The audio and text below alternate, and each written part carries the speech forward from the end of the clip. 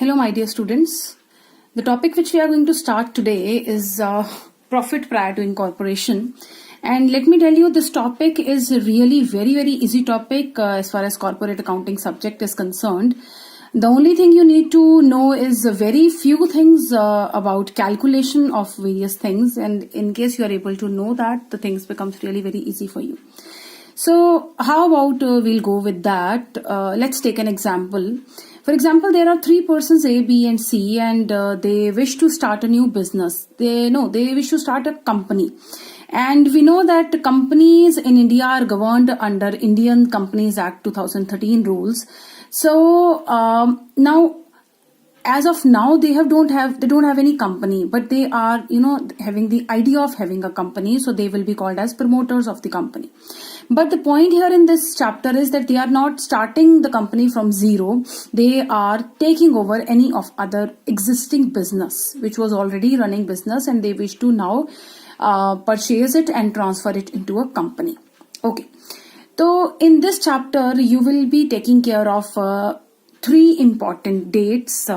See, my dear students, whenever you are going to start with any question, first and the foremost thing which you are going to do for any question will be identification of three dates.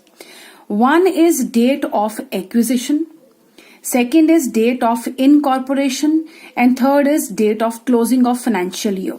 So, closing of financial year. So, what is date of acquisition? For example, on 1st September, these A, B and C, they purchase the business. So the date of purchase of business is called as date of acquisition. Then, we have to form a company as per Companies Act 2013, and there are number of formalities which have to be done. For example, memorandum of association, articles of association, this all you have studied at your +2 level. So all these formalities, when you complete, and the registrar of companies is satisfied, it gives you the certificate of incorporation. So this is actually the birth certificate of the company. This is the day on which the company is regarded to be formed. Company is incorporated, registered. So on 1st September, ABC had purchased the business. On 1st November, they took the certificate of incorporation. So it took them 2 months to receive the certificate of incorporation from the date of acquisition. Then on 31st March, as always, they will be completing their financial year. So this period from date of acquisition to date of incorporation is called as pre-incorporation period. So the title of our chapter is profit prior to incorporation. This period is called as prior to incorporation or pre-incorporation period, and this period is called as post-incorporation period. I repeat it, from certificate of acquisition to certificate of incorporation, this period is called as pre-acquisition period, and from certificate of incorporation to closure of financial year, it becomes post-incorporation period. So here the pre-incorporation period is of 2 months and post-incorporation period is of 5 months. As per Companies Act, the profit of pre-incorporation period is transferred not to profit and loss account but to capital reserve account. Why? Because company has not existed till this date. So this profit has to be transferred to capital reserve, and in case there is a loss in this pre-incorporation period, then it has to be transferred to goodwill account. Whereas now after this date, the company has been established. So all the profits or the loss, they will be transferred to profit and loss account. I'll repeat whatever I have said till now. Number one, there are some promoters, they wanted to start a company, so they took over some business on 1st September, for example. This date will be called as date of acquisition, and then it took them 2 months to receive the certificate of incorporation. Then this date and this date, the period between these two dates will be called as pre-incorporation period, and the profit or loss, the profit will be transferred to capital reserve and the loss in this period will be transferred to goodwill account. Post-incorporation period will be starting from certificate of incorporation and till close of financial year. So profit will be or the loss, both will be transferred to P&L account. Now, how about you shall be going with the question. In the question, you will be given with the trial balance, and as always, you have to calculate the profit. My dear students, you all know profit calculation formula is very simple. It is incomes minus expenses as per the format of P&L account, which you have already studied in the chapter of final accounts. So what you will do, you will just deduct all the expenses from the incomes. But the question is, for example, I give an example. There is a question. In the question, you have been given salaries for this full year, for this full period are rupees 20,000. So the question arises, are these 20,000 to be written here for this expenses to be given for this period, or this 20,000 should go to this period? So the answer to this question is that proportionate amount from 20,000 will go to this period and proportionate amount will go to this period. How? This is called as how to apportion the expenses between pre and post incorporation period. So the answer to this is with the help of three ratios. One is time ratio, second is sales ratio, third is weighted time ratio. Okay, let's start with the time ratio first of all. Now, time ratio is very simple to calculate. You have to just see how much time period was for pre-incorporation period and how much time period was for post-incorporation period. So here I think you all are able to know what is time ratio. Yes, it is 2:5. Very simple. You have to just see starting from the date of acquisition to date of incorporation is pre. From date of incorporation to closure of financial year is post. One more thing I would like to tell you here, which is very important. In some questions, you will be given, instead of 3 dates, you will be given 4 dates. There will be one more date and that will be date of commencement of business. My dear students, you have to just ignore that thing. You have not to take certificate of commencement of business, rather you have to take date of incorporation. Second point, in case you are not given with certificate of incorporation but you are given with certificate of commencement date, in that case it is assumed that certificate of incorporation is the same date of certificate of incorporation, right? I repeat it. In case the question you have been given in addition to 3 dates, certificate of commencement also, date of certificate of commencement. So in that case, you have to just ignore that. However, in the question, if this is not given, instead certificate of commencement is given, you will take certificate of commencement as certificate of incorporation date. Okay, let's go further. So we have done time ratio, sales ratio. The simple thing is sales made in this period is to sales made in this period. So how much sale? For example, rupee 1 lakh sale is, because see, one thing I want to tell you, certificate of incorporation नहीं मिला है, लेकिन business तो चलता हुआ ही carry किया था ना, तो बिजनेस तो चल रहा है यहाँ पर. ऑलराइट, सो जो बिजनेस चल रहा है उसमें सेल भी हो रही है. Alright, even though certificate of incorporation नहीं मिला, कंपनी नहीं मिली, तो क्या बिजनेस भी बंद करके बैठ जाएंगे उतनी देर? नहीं, बिजनेस चलता रहेगा. तो इसलिए इस पीरियड में whatever sales are made, for example, they are 1 lakh and after becoming company it becomes 4 lakh. So the ratio becomes 1:4. So sales ratio formula is very simple. Sales in pre-incorporation period is to sales in post-incorporation period. So this is also clear. Weighted time ratio. Weighted time ratio is a bit new thing added to the dimensions of time ratio. How? For example, salaries. So salaries are divided simply on the basis of time ratio. However, for example, in the question you had been given that in the pre-incorporation period there were 5 employees and in the post-incorporation period there were 10 employees. So what you will do? 2 into 5 is to 5 into 10. I repeat it.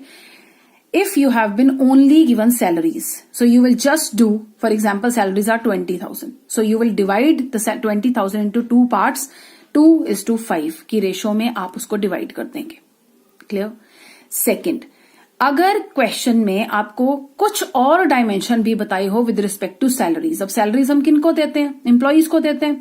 तो अगर ये बताया हो कि भाई यहां पर 5 employees थे और यहां पर 10 एम्प्लॉइज थे, अब देनी तो टाइम रेशो के अकॉर्डिंगली ही है, डिस्ट्रीब्यूट तो टाइम रेशो के अकॉर्डिंगली करना है, लेकिन वेट असाइन हो गया. क्या वेट असाइन हो गया? नंबर ऑफ एम्प्लॉइज का. तो यहां पर रेशो बन गई 2 into 5 और यहां पर रेशो बन गई 5 into 10. 2 और 5 ये हो गया टाइम और 5 और 10 ये हो गए weights. So you will divide it in the ratio of weighted time ratio now and the ratio becomes 5 2s are 10 and 10 5s are 50. So 10:50 की रेशो में आप इसको डिवाइड करेंगे. We'll do it in another question later also. Now basis of allocation. अब ये तो समझ आ गया भैया, भाई टाइम रेशो कैसे निकालनी है, सेल्स रेशो कैसे निकालनी है, वेटेड टाइम रेशो कैसे निकालनी है. द क्वेश्चन अराइजेस, अगर हमें रेंट दिया है तो किस रेशो पर एलोकेट करें, अगर हमें सेल्स एक्सपेंसेस दिए हैं तो किस रेशो में करें. तो the answer is very clear. जितने खर्चे सेल से रिलेटेड हैं, जो वेरिएबल एक्सपेंसेस हैं, वो सारे के सारे सेल्स रेशो में डिवाइड कर दो.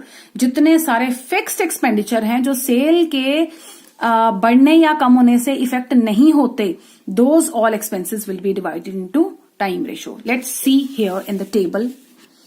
On the basis of sales ratio, you can see all these expenses are related to sales itself. Advertising expenses, bad debts, cost of goods sold, selling expenses, discount allowed, salesman commission, carriage outward, these all things, and time ratio. Now time ratio पर क्या होगा? Salaries, rent and taxes, administrative expenses. My dear students, you will see one thing here. These all are fixed expenses. They have nothing to do with the sales amount. So salaries, rent and taxes, administrative expenses, audit fee, depreciation, insurance, exit charges, printing expenses, general miscellaneous expenses, all these will be divided in time ratio.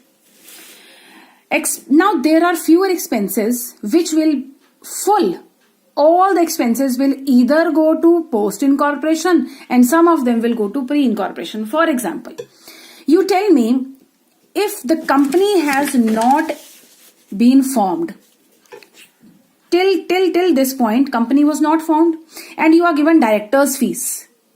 Now this director fee, can some portion of director fee go into this period? No. Why? Because this period you did not have any company. Similarly, preliminary expenses. Now preliminary expenses are expenses for the formation of the company. So if they are for the formation of the company, no doubt they were expended. You must have a doubt that they were expended in this period. No, you have to see how are they related to whom they are related to. Are they related to the pre-incorporation period business or to the post-incorporation period business? So they are related to the company. So they will all come here. Director fee. Just see, have a look. Director fee, formation expenses, preliminary expenses, underwriting commission. Underwriting commission is always given by company. So अगर आपकी company ही नहीं बनी थी तो क्या pre incorporation period में कुछ part underwriting expenses का जाएगा? नहीं जाएगा. एंड डिबेंचर इंटरेस्ट, डिबेंचर्स कौन इशू करता है? कंपनी इशू करती है. सो जब तक आपकी कंपनी नहीं बनी आप उसको एक्सपेंसेस को प्री इनकॉर्पोरेशन पीरियड में नहीं डाल सकते. सो दीज ऑल एक्सपेंसेस आपका इजी काम है. अगर इन सब में आपको कुछ भी दिया हुआ है, सीधे का सीधा उठा के उसको पोस्ट इनकॉर्पोरेशन पीरियड में डाल दो. ये सारे खर्चे you will put in post incorporation period. Let me tell you how about you will go with your question answer. You will be given trial balance. आपको ये ट्रायल बैलेंस दिया होगा, कुछ खर्चे दिए होंगे, कुछ इनकम्स दी होंगी. What you will do, you will make a P&L account. ऐसे बनेगा आपका P&L अकाउंट. ये आपके इसके 3 कॉलम बनेंगे. यहां बनेगा बेसिस, यहां बनेगा प्री इनकॉर्पोरेशन, यहां बनेगा पोस्ट इनकॉर्पोरेशन. फिर जिस तरह से आपके पूरे एक्सपेंसेस चलते हैं, revenue from operation plus other income, ये आपका बन गया टोटल इनकम्स. फिर उसके बाद आपके वो सारे खर्चे, employ benefit expenses, finance cost, depreciation and amortization expense, then other expense. All right, so these will be your total expenses and deducting this from this will give you profit. But the question is, for example, you have been given salary. So salary is 20,000. So 20,000, for example, the time ratio is equal 1:1. All right. So you will write here salary will go to employee benefit expense. You will write here salary. Basis will be time ratio. Here you will write 10,000. Here you will write 10,000. Similarly, you will do for all the expenses and you will get the profit. This profit will go to capital reserve, and this profit will go to P&L account profit. And in company's accounts, we transfer this in surplus account in balance sheet. So this will go to surplus account in balance sheet, and this will go to capital reserve. In my next video, we are going to start with the first question of this chapter. Thank you.